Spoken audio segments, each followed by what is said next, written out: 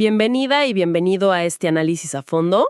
Hoy nos metemos en un tema que de verdad parece sacado de una serie de detectives, la traumatología forense. Totalmente. Tenemos una clase magistral y un documento técnico que son una hoja de ruta increíble. Y nuestra misión hoy es entender cómo los forenses logran que las heridas hablen. Que cuenten su historia. Exacto. ¿Qué nos puede decir un simple moretón o una cortada? Para empezar, creo que hay que ir a lo más básico. ¿Qué es exactamente una lesión? Porque parece que la definición legal y la médico-legal no son la misma cosa. No, para nada. Y esa es una distinción fundamental. Es el punto de partida de todo esto. Para el derecho, una lesión es, digamos, un daño al cuerpo o a la salud, pero sin la intención de matar. Es una definición muy acotada. Se considera lesión cualquier daño, ya sea físico, corporal o incluso psíquico. Un momento. La inclusión del daño psíquico, eso es clave. Los textos que tenemos hacen mucho hincapié en eso. Por supuesto. O sea que el campo ha evolucionado para reconocer que no todas las heridas son visibles. Pienso en casos de violencia doméstica, por ejemplo, donde el daño psicológico puede ser devastador. Exactamente. Es un reconocimiento de que el trauma no solo deja marcas en la piel, sino también en la mente. Y la ley ahora debe considerar eso. Una vez que tenemos claro qué es una lesión, el siguiente paso es clasificarla. Para poder entenderla. Para poder entenderla, la primera gran clasificación es por su etiología, o sea, por su origen, por el agente que la causó. El arma del crimen, por así decirlo. En cierto modo, sí. Las fuentes las dividen en categorías muy claras. Las más comunes, las contusas, que son las producidas por objetos sin filo. Un puño, un bate. Un puño, un bate, una caída contra el suelo. Luego tenemos las lesiones por arma blanca. Cuchillos, navajas. Eso es. También por proyectiles de arma de fuego. Y a partir de ahí se abre un abanico más específico. Quemaduras, envenenamientos, asfixias. Incluso hay lesiones mixtas. Ok, eso es el qué la causó. Pero en la clase magistral se insistía mucho en el cómo ocurrió. La etiología médico-forense. Correcto. Y aquí solo hay 3 posibilidades. Pueden ser autoprovocadas cuando la persona se las hizo a sí misma. Ajá. Provocadas por un tercero, que es donde entra la agresión. O accidentales. Y sobre esta capa se añade la más importante para un juicio, la intencionalidad. Aquí es donde la cosa se pone seria, ¿no? Porque no es lo mismo querer hacer daño que causarlo por un descuido. Para nada. Legalmente se distinguen 3 tipos. Están las lesiones dolosas, donde hay una intención clara. Quise golpearte y te golpeé. Simple. Entendido. Luego están las culposas. Aquí no hay intención, pero sí hubo negligencia o falta de previsión. El ejemplo clásico que citan las fuentes es la mala praxis médica. Claro, un cirujano no quiere dañar al paciente. Nunca. Pero un error por falta de cuidado puede generar una lesión culposa. ¿Y la tercera? Es la más compleja, la preterintencional. Ocurre cuando el resultado final es mucho más grave de lo que se quería provocar. A ver si entiendo. Si en una discusión alguien empuja a otra persona con la intención solo de que se caiga, pero esa persona cae mal, se golpea la cabeza y muere, ¿eso sería preterintencional? Has dado en el clavo. Ese es un ejemplo perfecto. Y cambia por completo el panorama legal. Me imagino. Y toda esta clasificación se traduce en una consecuencia legal que se mide en tiempo. La incapacidad médico-legal. El tiempo de recuperación. El tiempo de recuperación de la víctima. Según el Código Penal que se analiza, si es menos de 10 días se considera una falta. Más de 10 ya es un delito. Y dentro de los delitos hay simples y graves, dependiendo de si superan los 30 días. Esos números determinan todo. Entiendo el marco legal. Ahora volvamos a la escena del crimen. Si yo fuera la investigadora y viera una herida, ¿cuál es la primera pregunta que me hago? ¿Por dónde empiezo a armar el rompecabezas? La primera, y la más crucial de todas, es: ¿esta lesión se produjo antes o después de la muerte? O sea, ¿es ante-mortem o post-mortem? ¡Wow! La respuesta a eso lo cambia todo. Cambia una investigación de homicidio a, por ejemplo, profanación de cadáver. ¿Y cómo se puede saber eso con certeza? Me imagino que no es solo si la sangre está seca o no.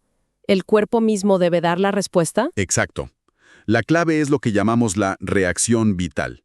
Un cuerpo vivo reacciona a una herida. Un cuerpo muerto, no. ¿Cómo que reacciona? En una herida antemortem, los bordes de la piel se retraen, se hinchan, hay infiltración de sangre en los tejidos de alrededor, hay coagulación, Ah, claro. hay signos de inflamación. Es una herida viva. En cambio, una lesión post-mortem es inerte. Los bordes son flácidos, no hay hemorragia real, no hay respuesta biológica. Es como cortar un trozo de carne. Es fascinante. El cuerpo es el testigo principal. Y una vez que se determina eso, la data, ¿qué otras pistas se buscan? Se analiza todo. La naturaleza de la herida, el número de lesiones, la zona del cuerpo, pero sobre todo el mecanismo de producción. ¿Fue por un golpe directo, percusión? ¿Por presión, como en un estrangulamiento? ¿O por fricción? Como un raspón. Exacto. Y a veces, la herida deja una impronta, una huella casi perfecta del objeto. La marca de una cadena, la suela de un zapato. Los documentos dedican una sección enorme a las contusiones, a las lesiones por golpe. Parece que, aunque sean las más comunes, son un mundo en sí mismas. Lo son, y a veces las más engañosas. Un concepto que lo demuestra es el mecanismo de contragolpe. Contragolpe. Sí, la lesión más grave no aparece donde se recibió de impacto, sino en el lado opuesto. ¿Cómo? ¿Cómo es posible? Piensa en el cerebro. Es un órgano blando flotando dentro de una caja rígida, el cráneo. Si recibes un golpe fuerte en la nuca, el cerebro se proyecta hacia adelante y choca contra la parte frontal del cráneo. Ah, ya veo. La lesión principal, el sangrado, puede estar en la frente, no en la nuca, donde fue el golpe. El ejemplo más trágico que citan las fuentes es el síndrome del niño sacudido. Ay, qué terrible. Al zarandear a un bebé, no hay un golpe externo visible, pero su cerebro se golpea violentamente contra las paredes del cráneo, adelante y atrás, causando lesiones internas devastadoras. Es una imagen espantosa y demuestra que la ausencia de una herida externa no significa que no hubo una violencia extrema. Pero pensando en algo más común, un simple moretón. ¿Qué pasa con eso? Para un forense es prácticamente un reloj. Es uno de los signos más valiosos. Sí, el término técnico es equimosis, y su valor está en su evolución cromática. El color de un moretón nos dice, con bastante precisión, su antigüedad. O sea, es como un calendario de la agresión. Exactamente. La guía es muy clara. Si es rojo oscuro o violáceo, tiene menos de 24 horas. Ok. Si se vuelve negruzco o azulado, estamos hablando de entre 2 y 6 días. Luego se torna verdoso, lo que indica entre 7 y 17 días. Y finalmente, amarillento, cuando tiene más de 17 días. ¿Y por qué cambia de color? ¿Qué proceso ocurre ahí? Es la degradación de la hemoglobina de la sangre. A medida que el cuerpo va limpiando esa sangre derramada, la hemoglobina se descompone en diferentes pigmentos. Hemosiderina, luego biliverdina, que es verde, y finalmente bilirrubina, que es amarilla. Es un proceso biológico predecible. ¡Qué increíble! Y una variante interesante que se menciona es la sugilación, ¿La qué? lo que coloquialmente se conoce como chupón.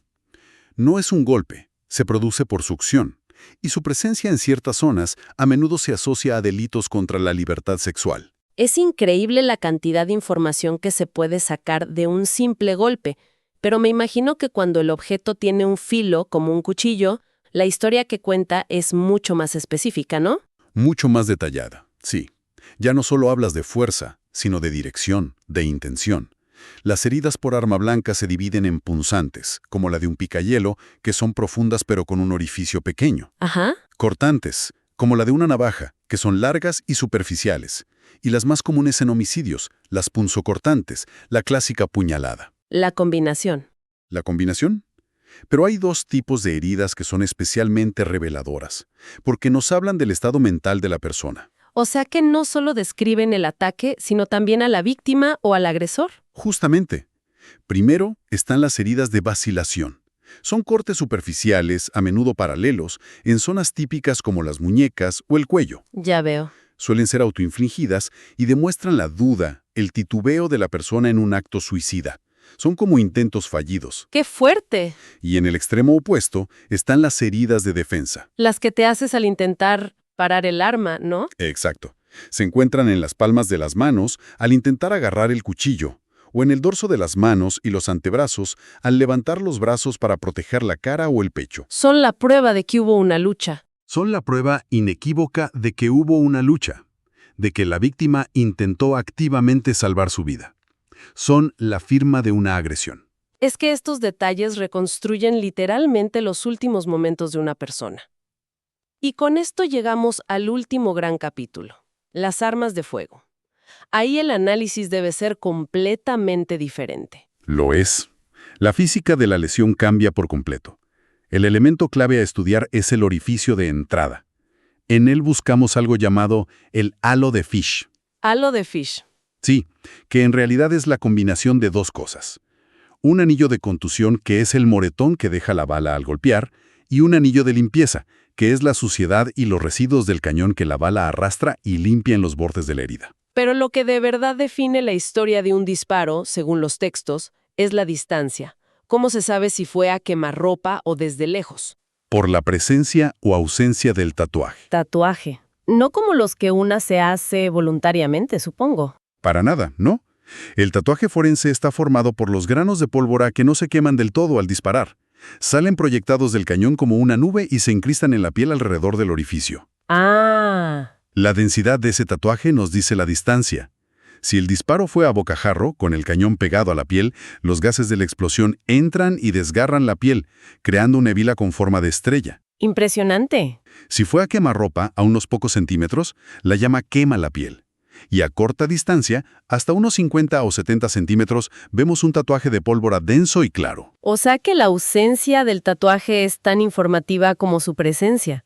Te dice que el disparo fue hecho desde lejos. Precisamente. A larga distancia, la pólvora ya no llega, por lo que no hay tatuaje. Solo se ve el halo de Fish. Y el orificio de salida es el opuesto en todo. Generalmente es más grande, irregular, y nunca tiene tatuaje, ni halo de Fish. Lo que me queda claro después de este análisis es que la traumatología forense es una ciencia de la interpretación. Cada lesión, desde una equimosis hasta una herida de bala, es un texto que narra un suceso. Exacto. Los detalles como el color de un moretón o los granos de pólvora son el vocabulario de esa historia. Y la gran responsabilidad del forense es traducir ese texto de manera objetiva para la justicia.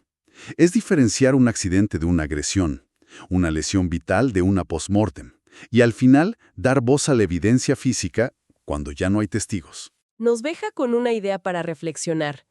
En un mundo cada vez más dominado por la evidencia digital, por los datos, este análisis nos recuerda cuánta verdad imborrable puede quedar escrita en el cuerpo humano. Y me hace preguntar, en el futuro, con los avances en genética y bioquímica, ¿qué nuevas historias, que hoy son silenciosas, nos permitirán leer los avances de esta ciencia sobre esas mismas huellas físicas?